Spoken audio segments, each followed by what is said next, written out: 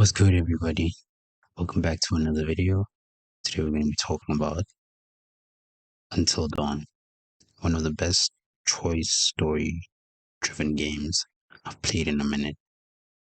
I enjoyed this playthrough because I already played it on PS4, but the PS5 version was just so different, so amazing, but it was still that same good game.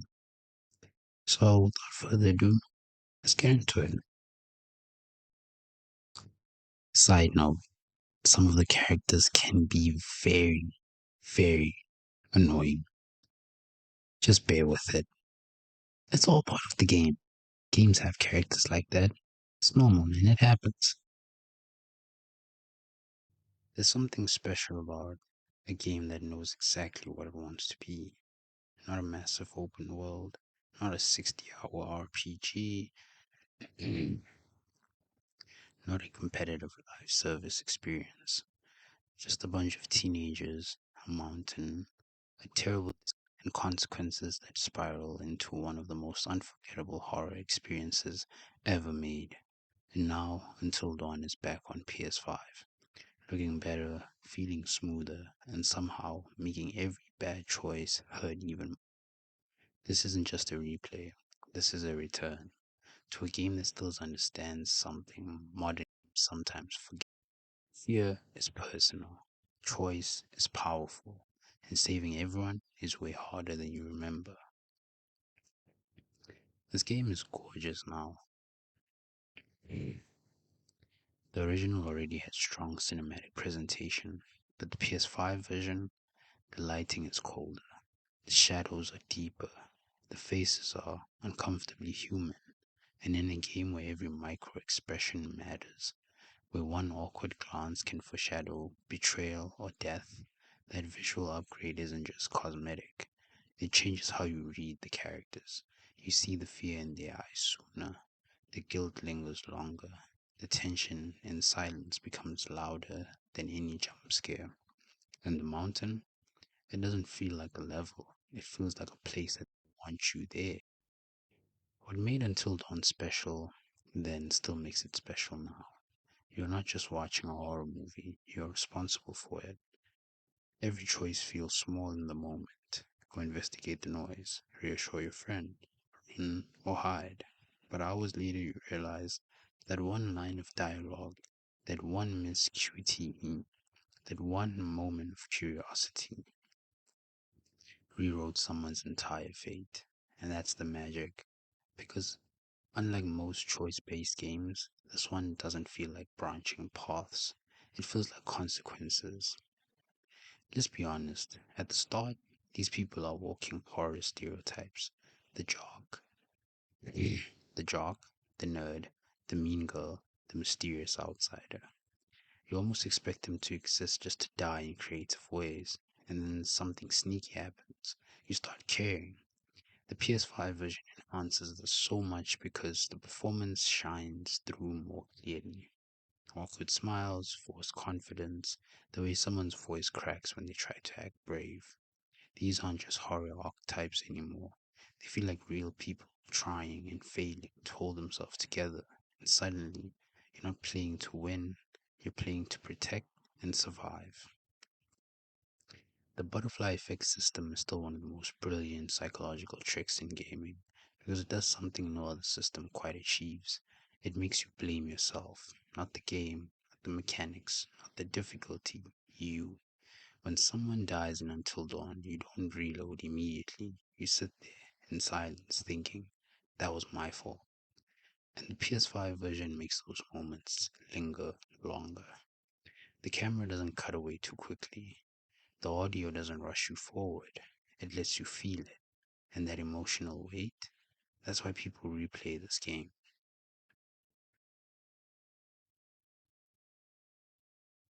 That's why people replay this game. Not to get the best ending, but to make different choices powerful ways. The tension in the triggers when you're aiming, the vibration when something moves in the distance, the stillness during the don't move moments. Your hands become part of the fear. You're not just pressing a button to stay calm. You're physically trying not to panic. And that's genius. Because Until Dawn wasn't always about thing, keeping your nerve. Underneath the jump scares and the snow and the chaos, Until Dawn is about guilt, about trauma, about the stories we tell ourselves to avoid responsibility.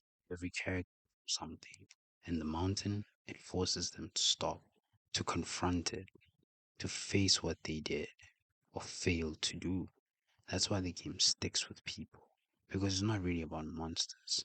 It's about regret, accountability, and second chances, and whether everyone deserves one.